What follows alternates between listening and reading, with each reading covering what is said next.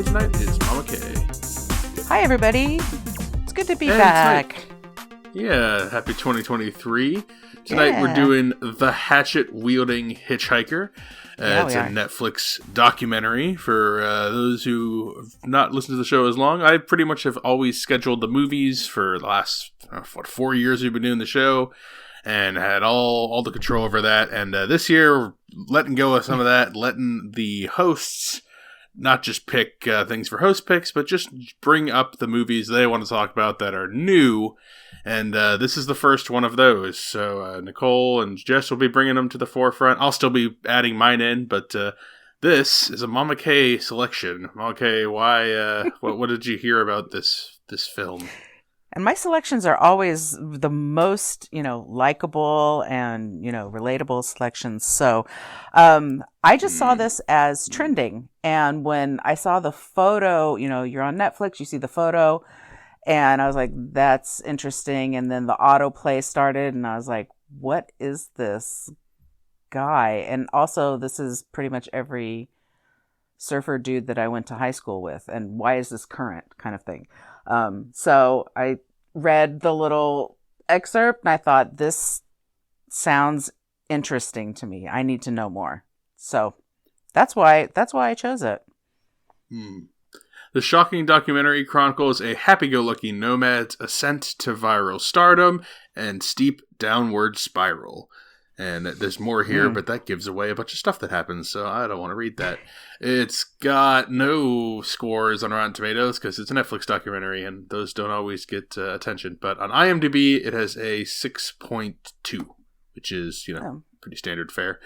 Yeah. So, Netflix documentary, around 85 minutes, and those not really a lot of reviews. So here, we're breaking it. Here's our review coming to add to the small pile.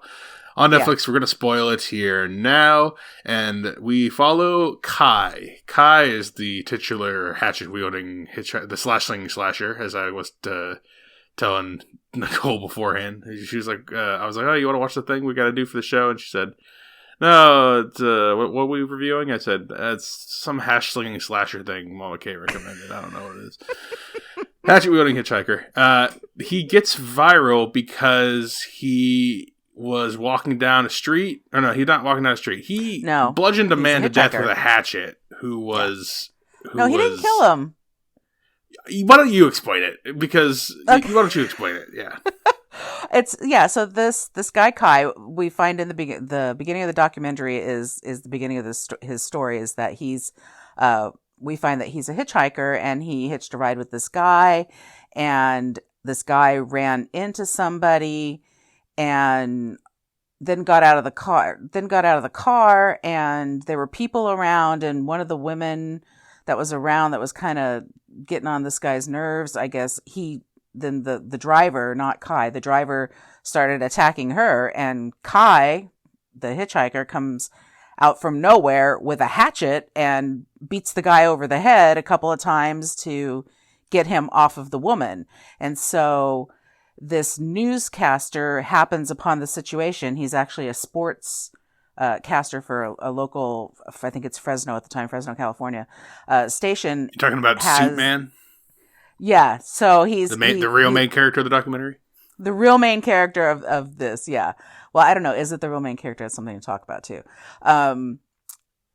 Interviews him, and the interview is what is kind of sets it off, because he's this, like, larger-than-life guy, and he's basically like, this is what happened. And in the middle of telling the story about what happened with this guy and this woman, he says these things that are just sort of like prophetic. He's like, everybody needs to love everybody and be good to one another. And no matter what you've done in your life, there's always redemption, and people love you, and don't forget that. And also, I went up behind him with the hatchet and I hit him, and it was smash, smash, smash. And this video of this guy interviewing him, his name is Jezeb, interviewing him, goes viral. And this is in 2013. So this is sort of like the beginning of viral kind of things and reality. Not the back then, of yeah, for people who don't know, back then when you went viral, if you're younger, if you went viral back then, everyone knew you. It wasn't like things right.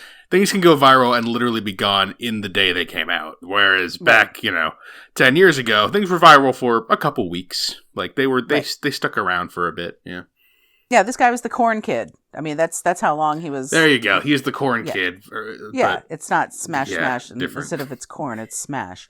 So he goes viral, but he's also a homeless hitchhiker guy, and so once they interview him, he's gone. Like people can't find him again. But now they find the guy who videotaped it and the videographer with the newscaster, and the newscaster, they throw it up on YouTube and wind up getting, I don't remember exactly what it was. Was it like a quarter or a 500,000? I think it was 500,000 views overnight, which is unheard of. Yeah. So that's where this story starts. That's where the documentary starts, and then it sort of starts to take a different turn and unravel at that point. Mm-hmm. Yeah. So after that, he goes on to talk shows. He's got like a lot of the actual structure of the movie is talking heads.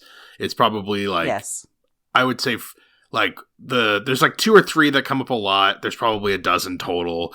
And they're all mostly, there's law enforcement, there's people who were involved in his like rise, like wranglers or handlers, like people in the entertainment industry that are trying to.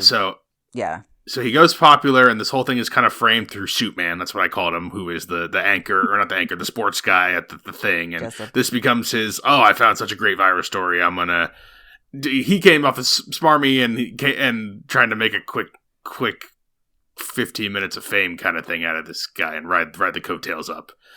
It's how he came up to me. I didn't buy any of his genuine care for this vagrant. And then we've got a couple other people trying to wrangle him, being like, this guy is like a little more off than maybe we thought. And we get more of that, and we get more of that. And then there's the thing that happens, and then he's not looked at as the hero anymore. So there you go. That was a good tag team there. I'm okay.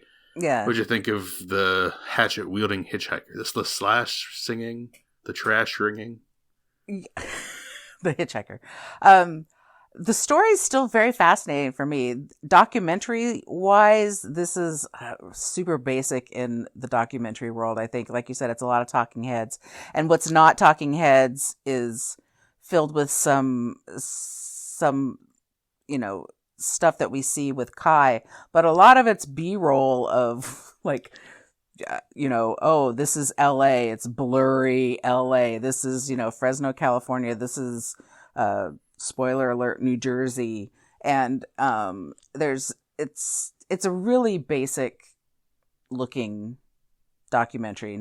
I don't think there's anything spectacular about that. Is that how you felt too? Oh, this is horribly boring. Yeah, this sucked. This was not. You thought it was boring? Yeah, dull. Oh no. Not interesting. The story was so much is interesting about this. I want this in there's a couple of people I watch on TikTok who do like 3-minute cases, like guy who got stuck in the cave and they had to bury him in the cave, and just like random news stories of interest. This fits 3 minutes. This is not 85 minutes too long. For first 45 minutes, I'm like, we're still just belaboring the point that, he got famous, but he's got kind of a violent streak. That was the first. Yeah, that's 45 minutes of this thing. I'm like, all right, we get it. Like, we get the same 4 or 5 people telling us over and over again. And then he peed on this, and then he peed over here, and then he jumped on a car, and then he posted something crazy on Facebook. And I'm like, I don't know. And he drank a bottle of booze, like straight out of the bottle without even pouring it into a glass. I'm all like, what does that mean? Well, I mean, yeah, these are amusing anecdotes that you could string together really quick. Like, I don't need fleshing out of these things. We spent 10 minutes of him trashing a hotel room. I'm like, I get it. This vagrant would trash a hotel room. This is not shocking to me. He's clearly had mental health issues. I don't know. I didn't find anything enlightening. And when we get to the reveal, I'm like, well, I assumed this was where this was going the whole time. I'm assuming he weren't spoilers, killed somebody, because he's a crazy person, like, on the streets with a hatchet. Yeah, right. Yeah, he's got a hatchet, which I guess if you're a hitchhiker, first of all, I didn't know, even in 2013, so we're talking 10 years ago now, I didn't realize there were still hitchhikers, because I kind of thought that was a passé thing from like my generation, and that people didn't really do that anymore. And apparently, I mean, I haven't lived in California in years, but apparently you can still hitchhike in California, and make it to New Jersey. Carry a weapon of some sort. But the fascinating thing, Brennan, about this that I found about this is, as I was watching it, whether or not I tried to, in my brain, think, now, is the person who's making this documentary actually not talking about this story at all, not talking about the Kai story, but talking about how the exploitation of this kid is just amazing. Yeah. Like, everybody who met him sort of felt, in the beginning, you feel like he's a little off, but in like a sort of manic way, but in a friendly manic way. He's not, super intimidating. There's a woman who talks about, she's one of the handlers at one point, and she talks about how he needed a place to stay, and he stayed in her house, and she didn't really think very much about it until a little bit later, when she started realizing that he's really hard to wrangle, and hard to, the things that other people would be like, that they would be like, oh, you're going to give me, fame and fortune, and I'm going to be on the Jimmy Kimmel show. And that's enough for them to sort of, maintain a sense of normalcy. That wasn't going to happen with this kid. That. Yeah. And I think that people started realizing that sort of thing, but all the talking heads that we talked to, especially what you call him, Suit Guy. So when we first see him 10 years ago, he looks like he's a sportscaster. He's kind of frumpy. He looks like he probably played high school something. And now he's just a sportscaster in Fresno, which is a big city, but it's like they said in the thing, it's really small town. It's small potatoes. But when we see him in the documentary 10 years later or 9 years later, he is on point. He's now like super. Yeah, he looks like an out. Agent. That's why I thought he was Agent Man. Totally does. Yeah, he's Jerry Maguire sitting there. And he has that. I'm like, what has this man done in the last 10 years? Is this what he's done? Is this what got him to this point? Like, now he considers himself a journalist. For. Yeah. Right. But so is the person who's making this movie, though, is that the point that they're trying to make? Is that these people let this whole thing play out, at least the first 45 minutes or so of what we see in the documentary. Let this whole thing play out, and we're actually just seeing the creepy infrastructure that all of these people are like in Hollywood and reality TV and in the media. And I want to think that that's what this filmmaker's doing, is pushing that out. I think that's probably true. And I also still don't really find that particularly interesting, because this is my whole problem with true crime, and it's not my only problem. I have many problems with it, but this is one of the bigger ones, is that like it's all exploitive, and like people who are trying to point out it's exploitive are like exploitative. You give it oxygen, all oxygen for this thing. Like, I don't talk about true crime because I think it's stupid, and I think it's not good people, and I think everyone's gross and sad and pathetic, and it makes me feel bad about everything. It's not interesting. It's not. I don't find these loser people scrounging off other loser people interesting. Like, that's what it feels like. I just watch scummy people take advantage of crazy people, take advantage of stupid people. It's terrible, and then put it out for everyone to watch and make it. Yeah, now we have our little fucking 38 people who are going to listen to this talk more about this fucking guy. I'm like, I guess should we have never talked about this guy? This guy probably still would have gone off. Like, he was a homeless vagrant who had already murdered somebody, and he just happened to murder a bad guy. And so it was only a matter of time before he, murdered not a bad guy or a questionable guy. No, he didn't murder the guy. The hatchet guy never died. The guy he hit with the hatchet, he never died. He made it, even though he hit him in the head with the hatchet. Oh, was that him in the courtroom? Yes. I didn't realize. I was so confused. Yeah, because when he was in the courtroom, when they took Kai went to court as a witness to the guy he hit with the hatchet, that he attacked the woman. That's why Kai was in court, is because he was at the trial of the man who attacked the woman. He was the police's, witness at that trial because he was there. He wasn't on trial. He was there to give witness. So that the man who, so this all happened in like 3 months. Yeah, that all happened really quickly. And this whole story happens in 3 months. The whole story actually happened really. Yeah, that all happened within, like most of the story takes place in 10 days. A lot of the story does. So, and it sort of makes it feels like it was a lot longer than that. But I think I don't know. I still think it's interesting that this is being pointed, that I want to think that this is being pointed out for a purpose, but it really falls short, because what would have been really interesting. So in the beginning, we're talking to Suit Guy, and Suit Guy says, I was the only one who could contact Kai. He would only talk to me. Tons of people wanted to contact him and he wasn't allowing, and I was the only one. And as he's saying this, he goes, "Oh, look, there he is calling me now." And I thought, why don't we hear that phone call? Put it on. Let's hear it. Let's hear what, because Kai's in prison now. So let's hear. Oh, yeah, we never hear also Kai talk to the documentarian. I don't know if that's on purpose or if they couldn't get access to him, but all Kai footage is archival. His input is not added in, even though he's alive and in prison. Yeah. There is a time where there is a phone call from prison, and I don't remember though if that's to the documentarian or if that's to somebody else. At the very end, they show him picking up a phone, and then they cut to black, and then they show the title sequence like, oh, he's trying to appeal or whatever. But like, we don't hear him talk ever at all in this thing. Nor do we get the thing like Kai did not want to be associated with this stuff. Like, we don't get that either. So I don't really know. Right. We do get, there's a lot of, I don't watch a lot of true crime stuff. So maybe this stuff is, it's all like this, because Nicole watches more than I do. And it's all just like, we watch, like, whether it's a 6-part series or it's just, or a 20 for 20, it's just all this crap. And I find like 5% of them interesting because they're not, I don't know. I don't know how many times can you hear the crazy person killed the person and then did the thing, and then we have to sit around and listen to these pompous losers talk about their barely important lives. Like, oh wow, I had to walk with him to the bathroom. Like, I don't fucking care.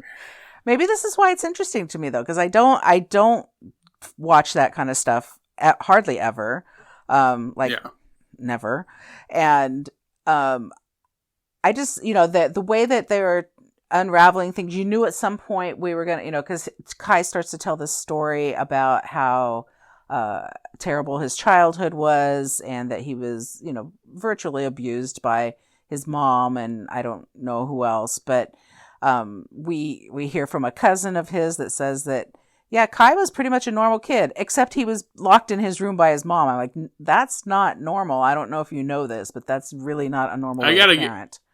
And I'm sure I get the feeling she gave up completely at some point. So she's not like a good parent at all. But like, he's clearly was not easy. Like, he was probably just off the deep end kid and too wild to be helped by people. Like, there's just kids you just can't, like. There's people who just like can't do it. She said she took him to doctors and tried to get him, and. Well, the way she puts it is that she tried to get him diagnosed with ADHD or, something like that. But clearly nobody cared enough to really, because you can see this guy is not, he's off the charts. He's not normal. And whether it's being effusively charming or whether he's, a stone cold killer, there's something wrong with him. So, so she tells a different, the mom comes and tells a sort of the same story, but kind of different. Just like you said, he was kind of a difficult child. And, then we hear that, she gave him up at 12 or 14 or whatever to basically go live with the state or whatever they do in Canada with those kids. And then that's how he winds up being where he is in life. Man. And then he talks about being abused because he was homeless. And the thing is that they never go any deeper into these stories. Like they put it out there and then they just leave it hang. The documentarian just leaves it hanging like he's abused. He was abused. He tells the story of abuse when he was 17. Okay, and now we're on to the next thing.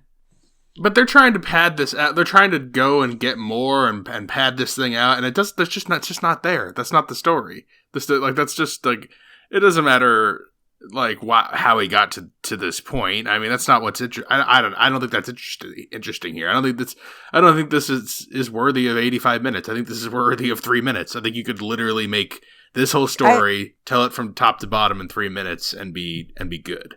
I think the reason it's a story like this is because it was one of the very first kind of viral things. They talk about, memes. It's like the whole, yeah, I guess if Tazon Day went and like shot up a school, it would be an interesting documentary. But like, that's not quite. I don't know. I had never heard of this guy. Like, yeah. Why do you? I haven't either. I hadn't either. So why do you think it's now? Why is it such a big deal? Because this is what Netflix does. Netflix goes and finds up crummy stories and turns them into docs. And the only ones that I've really liked so far are the Untolds, the ones that do like sports docs, like Mouse at the Palace, and that one with the ref, that was the NBA ref that was skimming off the top. Like those ones are a little better, like that series of short films. But like most of the time when people behaving badly, though, that's different than people who have like a psychosis. Well, it's not true crime. It's a different type of. I say Netflix turns out mostly crappy documentaries, and their true crime division is their weakest, I think, of all. Like, they made the Making a Murder or whatever, that 8-part thing, and then they made a sequel to it. You made a sequel to a documentary series because it was so popular, and they've just been churning out crap ever since then. Like, they'll hit a Tiger King every once in a while, and then they just, like, hope that the Tinder Swindler or the Why Did You Kill Me, or any of them. They're just all, all the none same of these things are on my radar. Like, honestly, like, Tinder Swindler, I've heard of. Why Did You Kill Me? I don't know what that is. I don't know what some of these. That was on my bottom 5 last a year or two ago. Yeah, I know, but I don't know. I don't know. What, terrible. It's like it doesn't make it well. So think of the people. Think of the people who they're interviewing. All right, so we got mentally ill people. We've got potential murderers. We've got people associated with these people who are generally, for some reason, unpleasant. It's almost like they attract each other. These horrible people. And then you've got agents and reporters and cops and just a bunch of pompous people wielding their tiny little power in this unremarkable situation that happens constantly. It's probably literally happening right now, and they're going to make some other thing about the thing that's going on right now in the backyard in 2 years, and it's going to be just as boring and forgettable as this. I don't have a lot to say. I don't think I'm going to forget this very soon. I'm not going to lie. I found, because the thing is that there's enough footage of him being an affable, charming person that's and I don't think that's a put on for him. I think that's actually who he is. And I also think that he's also probably a rage monster. Those two things can live in the same person. I agree with that, and I think that's part of like what's like. I guess that could be interesting to someone, but I don't really find is that people are nuanced and complex, and like he is who he is, and there are things about his personality that are extremely charming and interesting, but that's not what he's not doing that for any reason other than that that's who he is. Same thing with the horrible things about him. And so he doesn't really take into consideration what the people watching him are, like a regular internet celebrity would, like the other people where they would usher in and be like, all right, here's your 15 minutes, try to cash in and get a reality show or whatever. Like that was a big push in the middle of this. That's what makes this a little different, is that there are a lot of people who do a lot of really heinous things. But I don't want the message to come away people being like, yeah, Kai was misunderstood and the system wronged him, and look at the guitar playing, he could have been so great if only the system hadn't failed him. I think people are going to some people are going to take that away from this. And that's a stupid takeaway. You don't think it's possible that you don't see? I'm still not 100% convinced that this wasn't a reactionary crime. I don't know that he murdered a guy because he was getting too famous and he didn't know what to do. No. He murdered the guy. Well, so let's go on to the second part of the story, which we haven't really talked about. So he's riding this wave or whatever, and at some point finds himself in New Jersey. I don't remember why he's on the East Coast, but now he's having an easy time hitchhiking around because he's famous, and there's people putting videos up that's what Kai was in our town, like we bought him beer or whatever. Right. And there's a switch. There's at some point it switches over to them portraying him as, your typical moocher. Now that he has some name recognition and face recognition, and he gets a crazy tattoo on his face, and he's very, very, very not that he wasn't recognizable before, but he's very recognizable.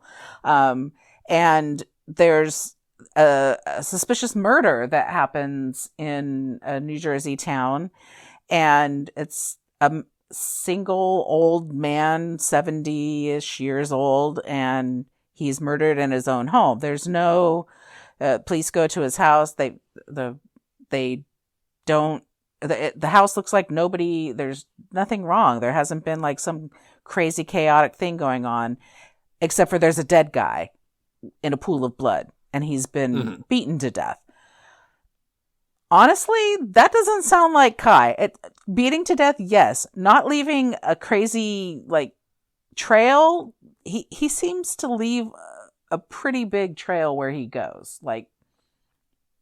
Just going into the hotel room for 20 minutes or whatever, he left a trail. That would make sense if in the police interview he isn't talking about the dude raping him, drugging and raping him. That's his claim, is that the dude drugged him and raped him, and that then he left unconscious. Yeah, that he was a lot of the things that happen for him, he's unconscious, and when he wakes up, something is wrong. Basically, that's his side of the story when he. That sounds like a mentally ill person. I mean, yes, it certainly could be. But someone who says, I just don't remember, and then I wake up, and then things are wrong. That's usually someone that has problems. That's usually someone whose neurons don't fire correctly and but it's not like he woke up images in their head. It's not like though he said he woke up and there was a dead guy there. Like, I beat him when I was in some rage that I can't remember or that I don't know about. That's not what he's saying at all. He's, basically saying I beat him because he was trying to rape me. The story it's hard for it to hold water. It doesn't make any sense the way he tells it though, because he's and then there's the train footage where it happened the night before. He goes on the train, the guy hugs him goodbye. We see that on the video, and then he comes back, and that's when he kills him. That doesn't make any sense, and no sane person would do that. No, I agree with you. I don't think that there's a question about his sanity at all. I think there is a question about whether the man did something to him or was they also laid a little path where Kai had a list of predators in that neighborhood or in that area, I guess, of New Jersey. Yeah. And had also been posting to social media about, what pedophile hunting. What would you do if, I know what I would do if I ran across one of these people, kind of thing. And I actually saw a true crime documentary a couple of years ago about a guy who was a self-proclaimed pedophile hunter, and it was also terrible. And it was just this guy who was fucking hate pedophiles. I'm gonna go try to lure them online and take them out. He thinks he's white knighting it, and right. But he's just being terrible. Cool, you're gonna go hunt pedophiles, but he's just doing it to hype himself up. It's I got that vibe when I saw that Facebook post on this.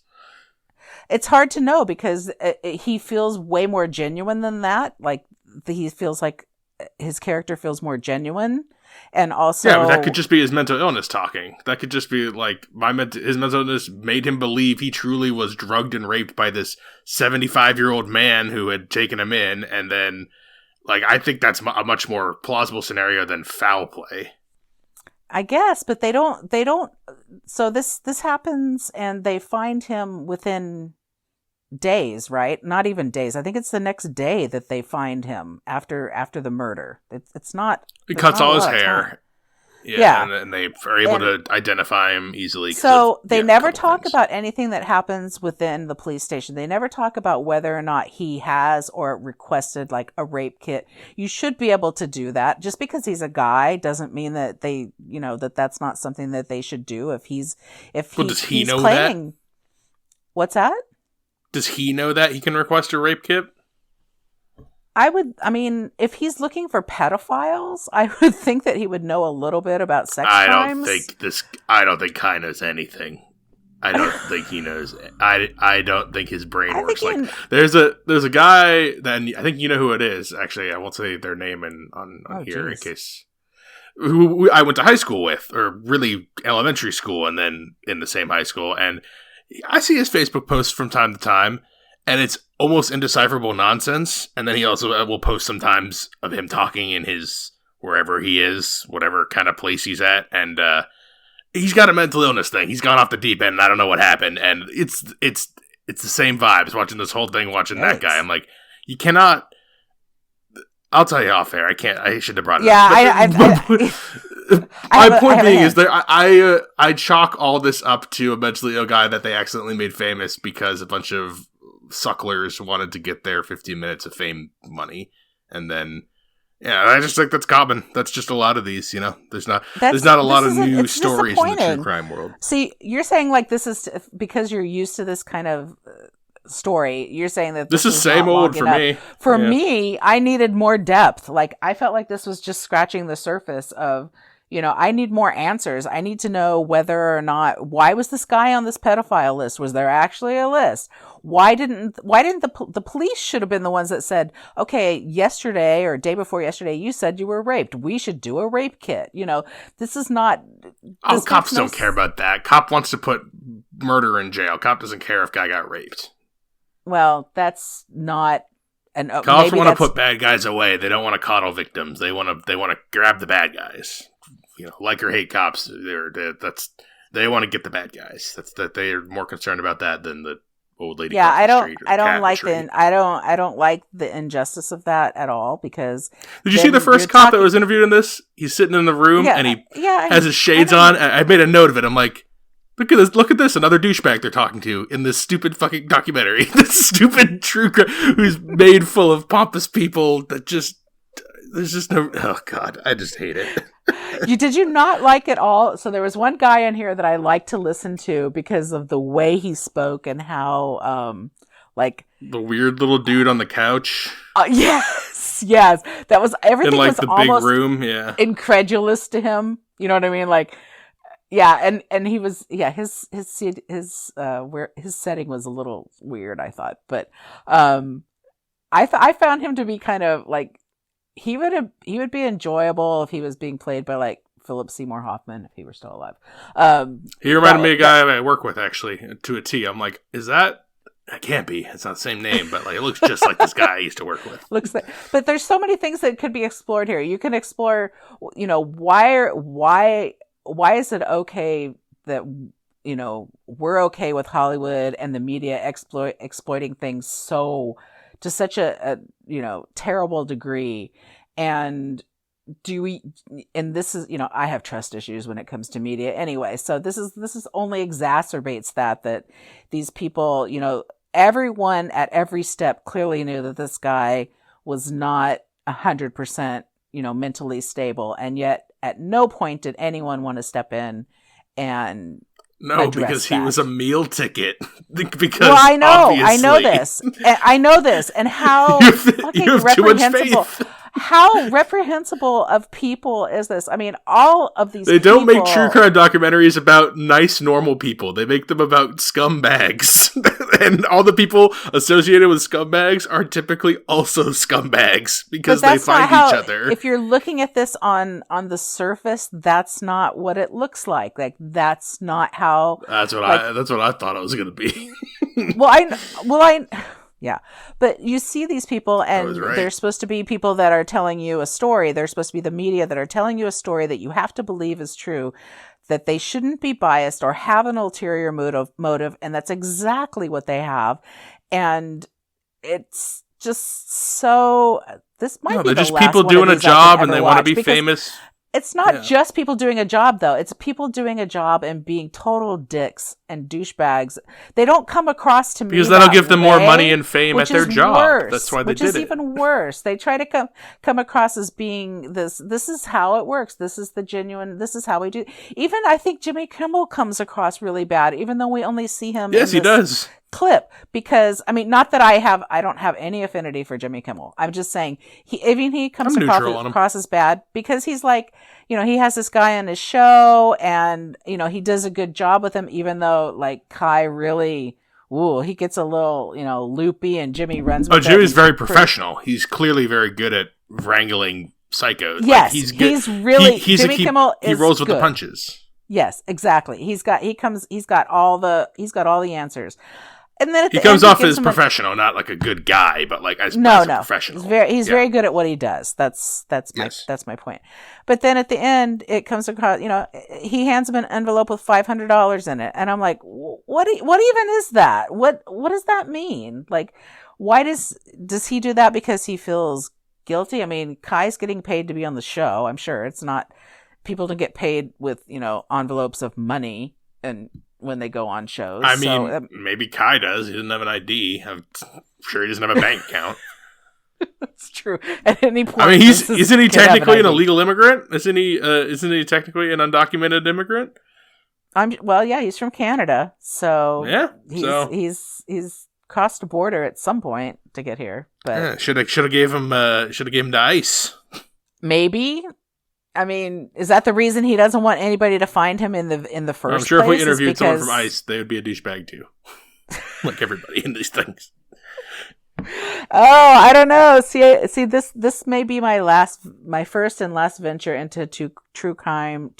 Oh, that's the best. That's the best news I've heard on this whole episode. Is that? Yeah, I don't have any. Not a trend. If this is what they all are, I don't like it because I have so many questions. Pick another random one on Netflix. Any of them. I guarantee you, it'll be 90% this. Any of them. Yeah, I need answers. And I it was funny because before I watched the movie, I went and looked up, IMDb to see what the deal was. And I was like, Jimmy Kimmel is in this and the Kardashians. What is this movie even? And Kardashians aren't in it, but there was a reference to them because archival footage of stuff. Yeah. Yeah. The reality TV bend of, they were going to make him the next Kardashians or whatever. That was never going to happen. It's like the people trying to sell this movie were also scummy because it's the scummy. There's nothing scummier than true crime. It's taking tragedy and horrible things and making it tacky and annoying, and it's full of horrible people. One of the things I liked about it is because I do watch some reality TV, and one of the things that I really liked about it is somebody at one point was like, it was clear we were not going to get this guy to go to a donut shop and like be part of, an organic, visit to a donut shop that's scripted. And I'm like, I love that. I love hearing that out loud that, everything is completely scripted. I know this, but it's fun. But that's part of what I like about like when I don't watch reality shows, but when one is on, that is the fun I have, is watching the episode unfold and be like, all right, what did they like talk about beforehand to like have on here? Because it's not scripted, but it's like, we're going to do this scenario and then you play it out like this. And like, maybe you get mad at something and you're a little more mad than you would have been. Like, they know how to do it. And I actually, it's like why I've watched like multiple Paris Hilton documentaries in the past couple of years. And like I have a lot of fascination with. She's very interesting. I like her a lot, actually. She's very smart. Yeah, and she makes a character. She's had, in her terms, relative struggles, but she's she would be considered a nepo baby, right? Yeah, nepo baby. If that's still relevant, but like, I think that's an interesting reality star. This is not. I have nothing more on this guy. And why didn't they go into it more? Because there's probably not satisfying answers. They don't know what happened to that guy who he killed in the thing, and they don't know. They just don't. They don't know. There's no more to find, and the answer is probably he's just mentally ill, and that's it. Are they all this just awkward? Because there were parts of it that were seamless, but then there were parts that involved like real people in the story, like the mom. That was okay and believable, but there was a couple that lived behind the man who got killed, and the man of the couple is the one who discovered the guy's body. And they go to these people's house to interview them, and they're sitting on a sofa together, but the man of the couple is sitting as far away from, and they're older people, they're in their 70s or 80s. The man is sitting so far away from the woman who's sitting in the middle of the sofa, who her part of the story, she's not even part of the story. Like she didn't discover anything. She didn't, her basic thing is he was a really nice guy and, you know, whatever, you know, the man who got killed. And I was just like, this is the most awkward scene I've seen in a long time. It's just so weird looking. Like, why does it look like this? And I don't know. Yeah, I don't know. I don't have. Yeah. You have anything to say about that? I don't. I really don't. You're used to these kind of things, and I'm not. I was picking. This isn't like remarkably bad. It's like this is the first 2023 movie of the year. It's probably not gonna be on my bottom 5 because I'm gonna watch a lot more crap. But like, it's just it's just empty calories. I'd rather watch a 90-minute piece of shit Amazon Prime movie made by a filmmaker who was trying to do something, and even if it's a complete failure and falls in his face, I just prefer that. When it comes to documentaries, I need a name behind it that I can trust, or something more. I need some sort of want to go in. I need a hook. Whereas narratives, I'll watch whatever. This is just this is like turning on 2020. It's crap. This is my entry in and probably my exit out of this type of thing. But you're sure welcome that you got to watch the Hatchet Wielding Hitchhiker. You recommending Hatchet Wielding Hitchhiker? Oh, I don't know. I'm guessing that everybody in the world has seen more of these things than I have. If they were like me and a newbie, maybe. But for what it's worth, I guess I watched it with Nicole, and she didn't want to talk about this because she said she had nothing to add because she also found it pretty boring. But she had also never heard of this. Her review is the same as mine. Basically, it's boring. Like it's not interesting. Like and she likes this more than I do. She's been watching for the past week on YouTube. Like it's just like 40 minutes long of murder suspects in an interrogation room, and then a voiceover will be like, "Notice how he's rubbing his elbows. This is usually a sign of a tell. Notice how the officer is using soft language to try to make him feel like you're..." Like, she's watching, like, she likes this shit, and she thought it was boring. So there you go. She's either getting ready to commit a crime or a change into becoming, you know, some sort of a police officer. So I'll never understand it. It's not interesting. I'm not going to recommend it. I'm really glad that I didn't make anybody sit and watch it with me. So, yeah. That's my final. I do not recommend this in the highest way. And in the future, let's bring not these to the show because this is. I'm gonna go hunt down one more. No more. Zero more. Literally not going to do that.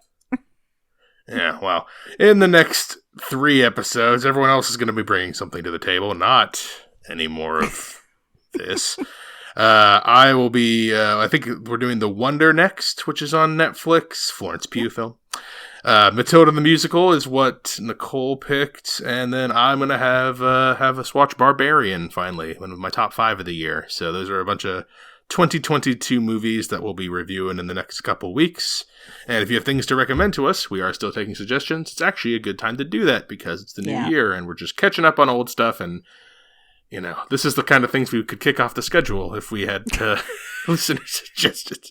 Films with the Women in My Life on Facebook. Reach out to me on Instagram. I'm Brennan_podhost. And you can email the show filmswiththewomen@gmail.com. Also going on the Instagram is the Films with the Women tournament.